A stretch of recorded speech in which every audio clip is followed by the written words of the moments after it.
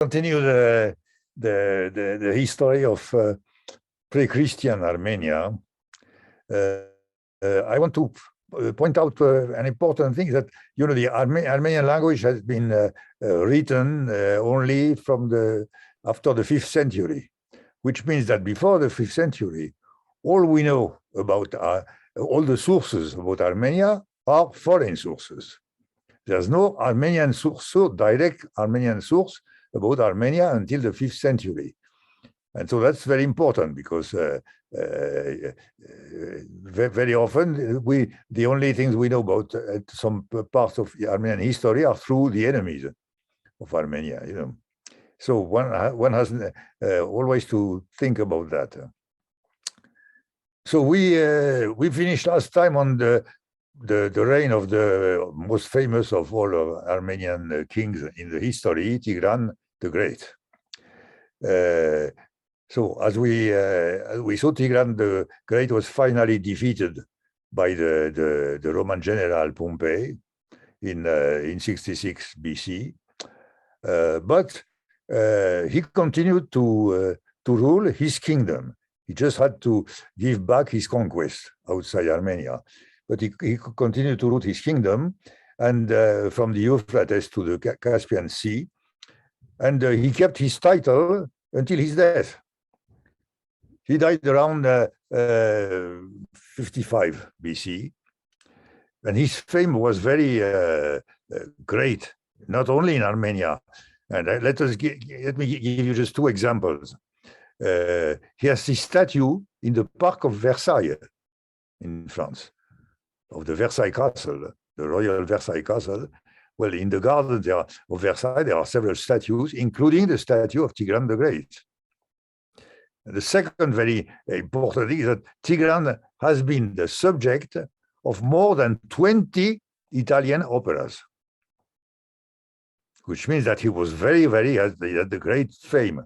One of them, the most famous, is an opera by Scarlatti, Alessandro Scarlatti, performed for the first time in 1715. So that is the opera was called Tigran, or An Equal Commitment of Love and Faith. That is the title of the opera of Scarlatti. I always say in Armenia that they should perform this opera in Armenia, because it's very important. I've never heard it.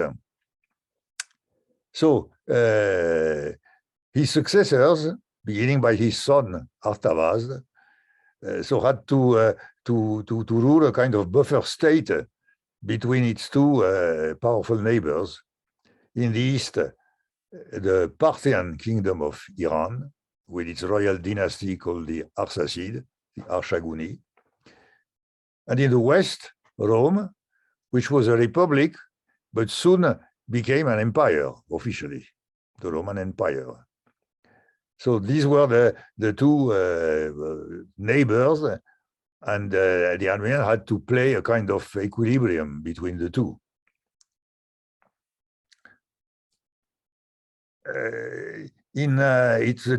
This is very well described by the Roman historian Tacitus. He writes the following: of dubious faith, the Armenians were almost always in quarrel with the Romans out of hatred, and with the Parthians out of jealousy. See, it was between the two. They had to play this joke. That's written by a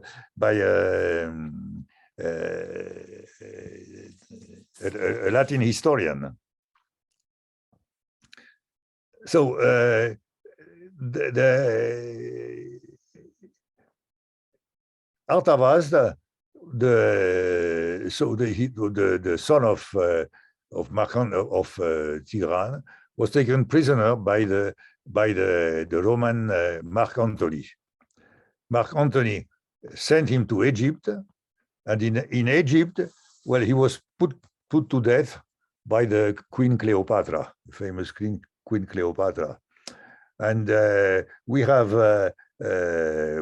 some coins, some silver coins, showing on one side Mark Antony with the legend, called in Latin Armenia devicta, and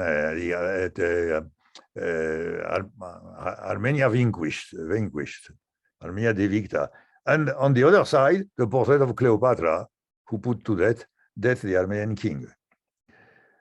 So his son, Artaxias, or Artaxerxes, Yegrod, was in his turn also put to death by the Romans.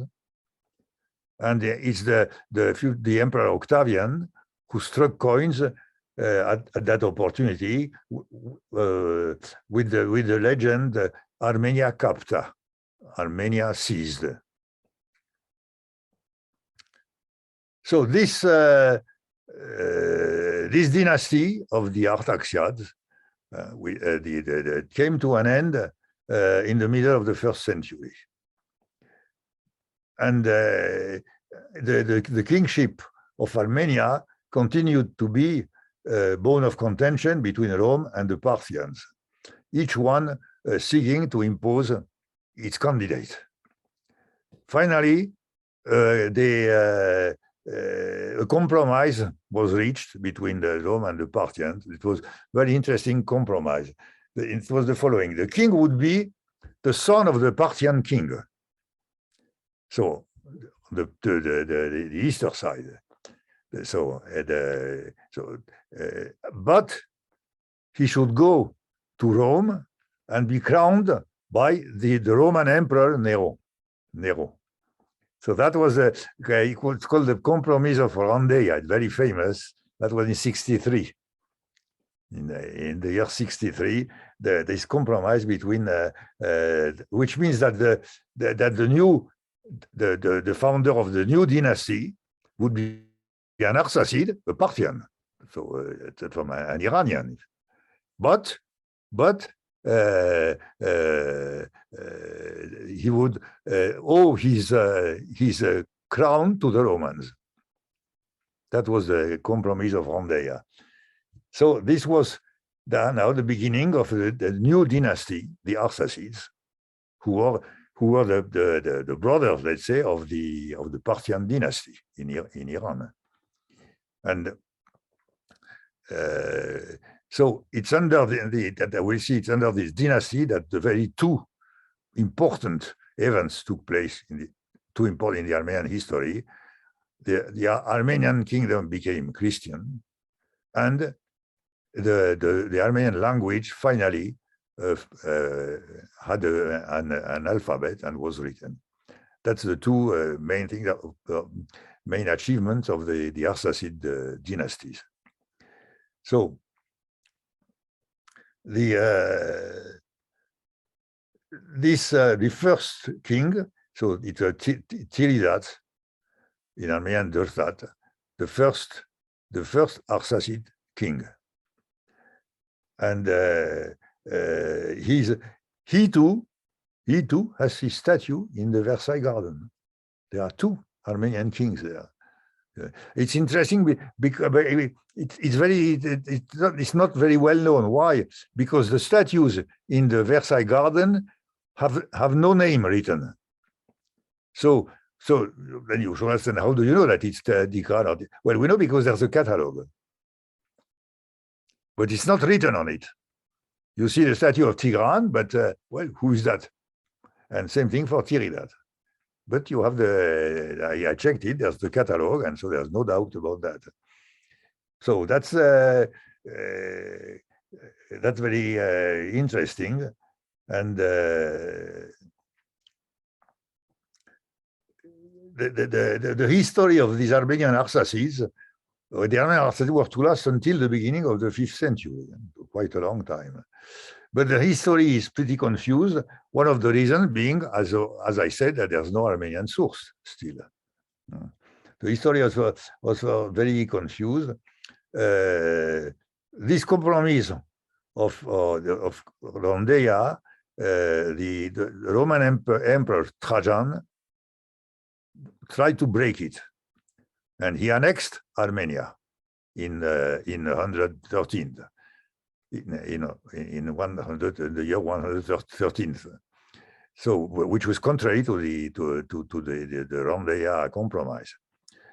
And but he died 3 years later.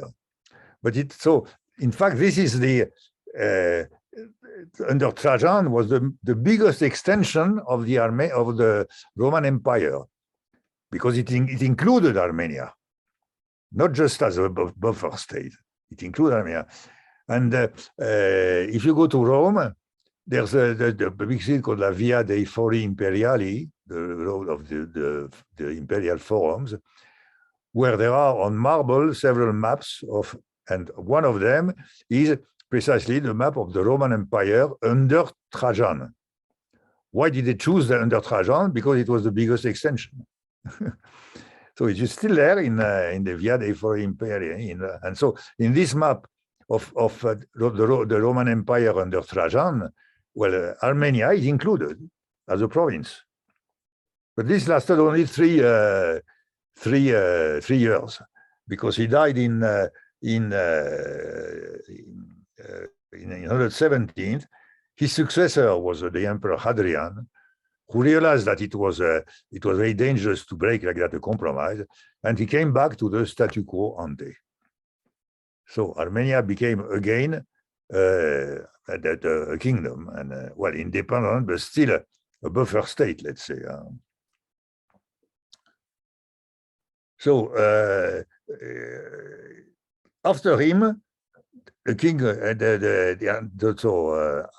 after the restitution of the king of Armenia, the king was called, so always these kings have always two names, one a Latin name and an Armenian name. So this one Latin was Vologes, and in Armenian, Varashag. Varashag. And this Varashag was a great builder. He built many monuments, and even he created cities. He was the founder. Well, his name was Varashag. Well, he founded the city of Varashapat, which was to be Echmiadzin later on. That was founded by Varashag. So it was the Arsacid. Until 224, so there was the Arsacid kings continued to rule, one branch in the east in Iran and one branch in Armenia. The Armenian, there were still Arsacid kings until 224. In 224, there was a revolution in Iran. The Parthians were put away and replaced by another dynasty called the Sasanians. So then on one side there was the Roman Empire, and on the other side of Armenia it was the Sasanian Iran, the Sasanian Persia. Of course, the Sasanian, well, for them, the Armenian kings were parents of the dynasty that they have overthrown. So of course they were much more enemies enmity from Iran than before. But the Sasanians tried to conquer Armenia, but they didn't succeed. Armenia kept its independence. So what the Sasanians did, they couldn't do as military, so they used other system. They persuaded a Parthian noble from Iran called Anak to go and kill the Armenian king, Khosrow I, Khosrow Arachin. So Anak effectively killed the king Khosrow, but then he was himself killed because by all of the Sasanians, because they didn't use him anymore. What was the importance of this act is that Anak, one of his sons survived, and this son was precisely Gregory, who was to become Gregory the Illuminator. He was the son of Anak, survival son of Anak.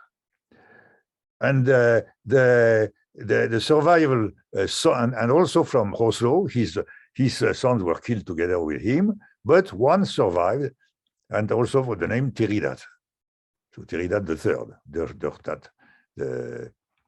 and these two persons, Gregory, son of Anak, and Tiridat, son of Khosrow, were to be the two key elements of the Christianization of Armenia. So how did that happen? So this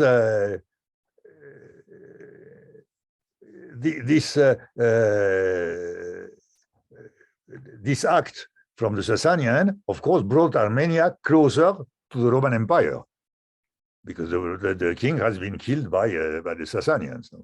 So it becomes closer to the Empire, and the next king of Armenia was put on the throne by the Roman Empire, Diocletianus.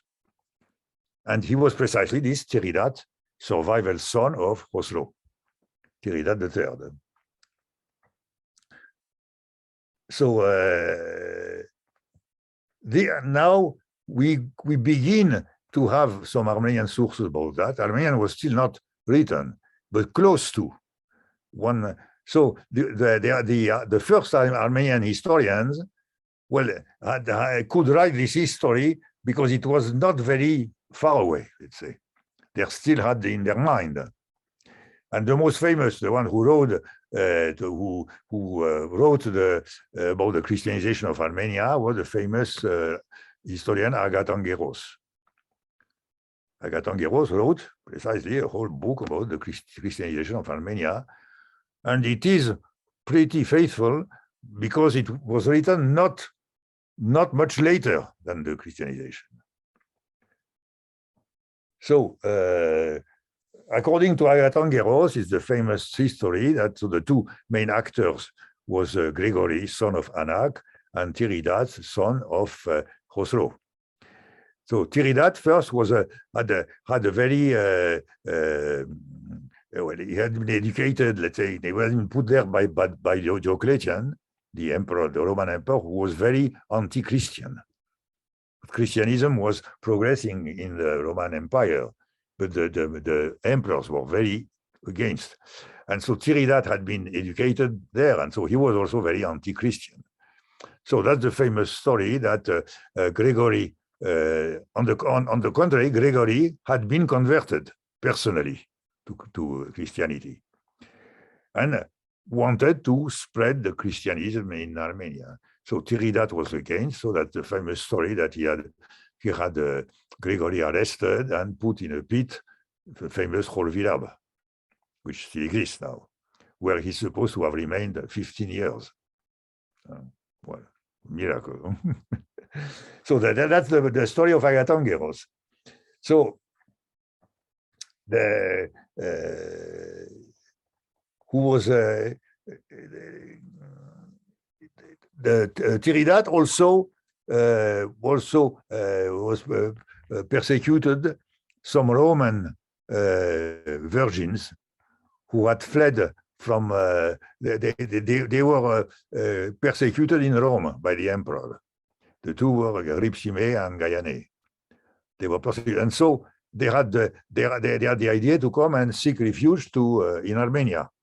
They fled to Armenia, but that wasn't a very good idea because then they were persecuted by Tiridat, who was the persecutor of Christians. So these are the famous.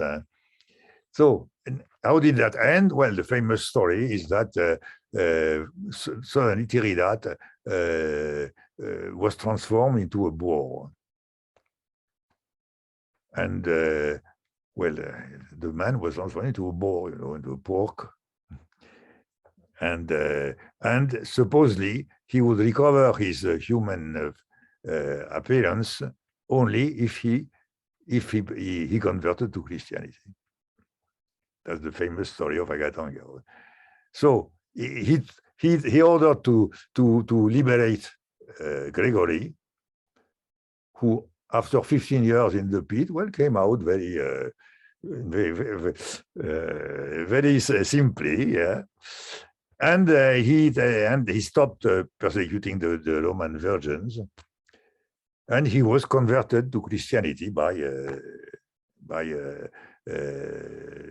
Gregory. Gregory, called Gregory the Enlightener.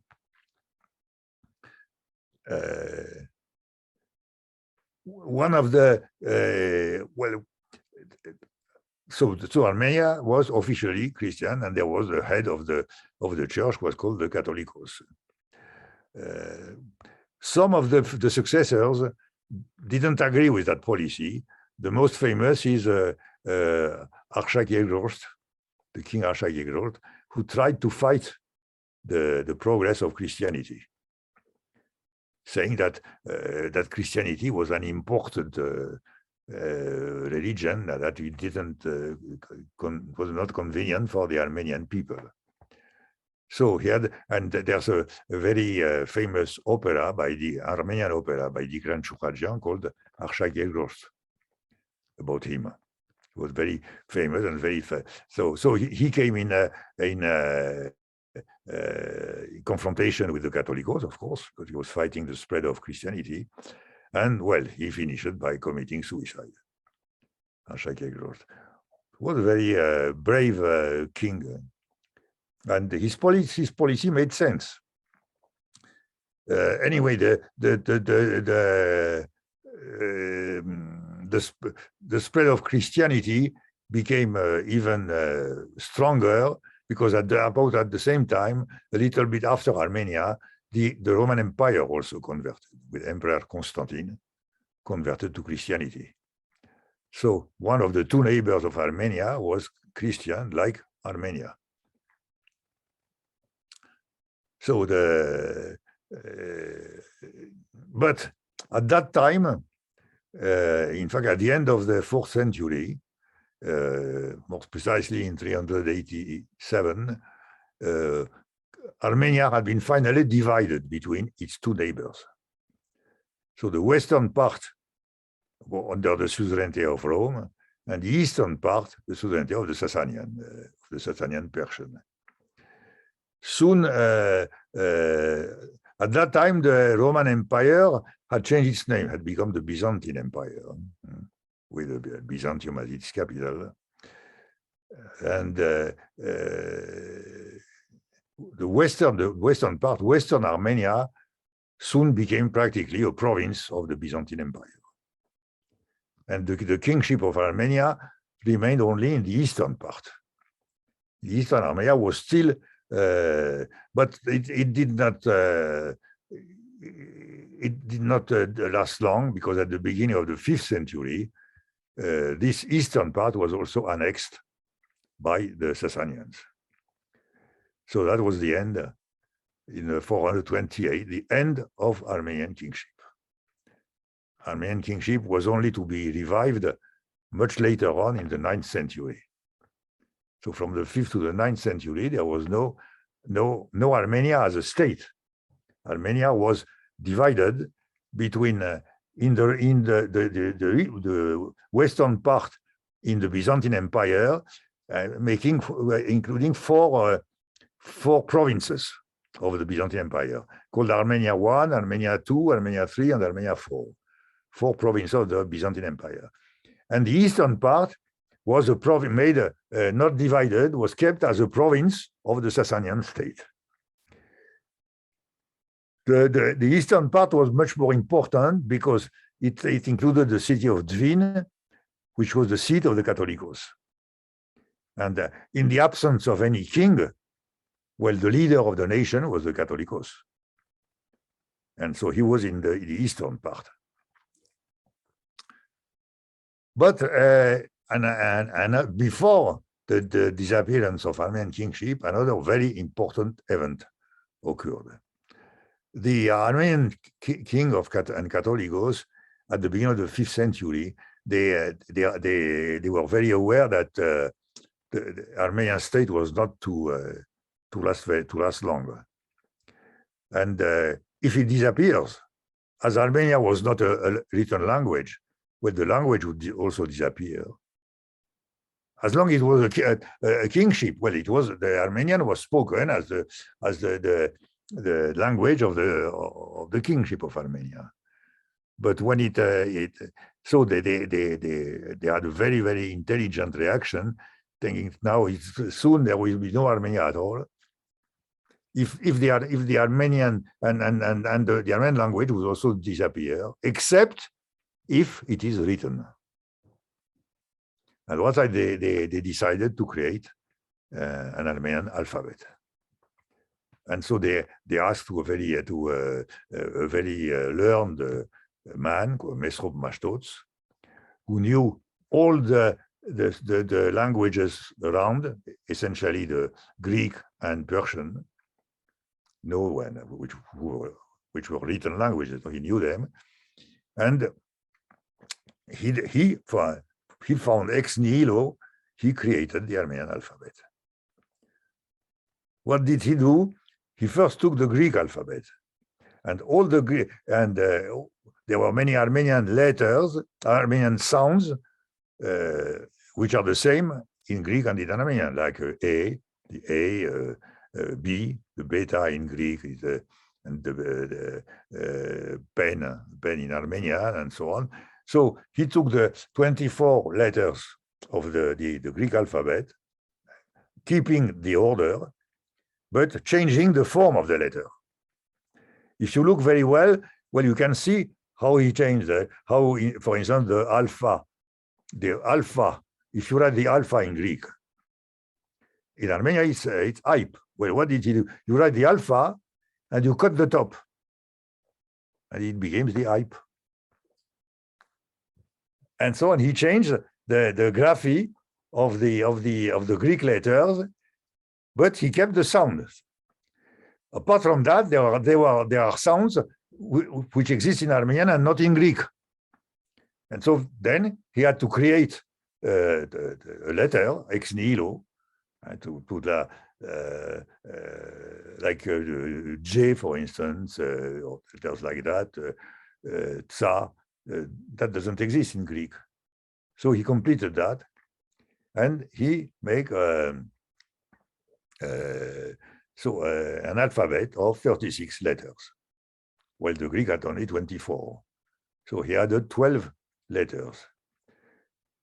And the other the general idea is that this number. What is 36? 36 is 4 times 9. So he put them in 4 columns, each one of 9. From the 1st to the 9th, and from the 10th to the 18th, and so on. So 4 columns. And he decided it would be the columns of the units, the dozens, the cents, and the thousands. And that allows to write any number with letters. That was a fantastic creation of the alphabet. It's a fantastic creation.